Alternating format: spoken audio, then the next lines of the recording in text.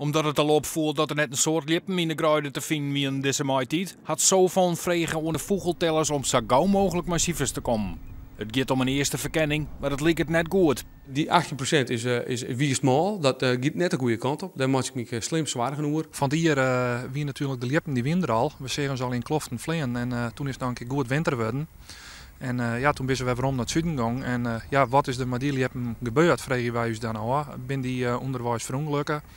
Of ben ze omkwamen van honger of misschien wel sketten. Intensieve landbouw is een belangrijke oorzaak, maar het gaat om een combinatie van factoren waardoor te pieken het net hoe libje.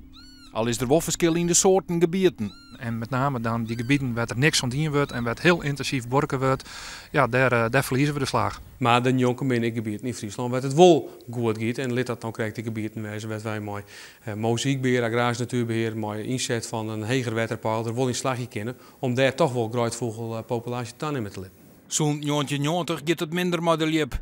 In 2007 waren er 6% minder liepen teld, vliegen hier 12 en nu lijkt het dus op 18% uit te komen.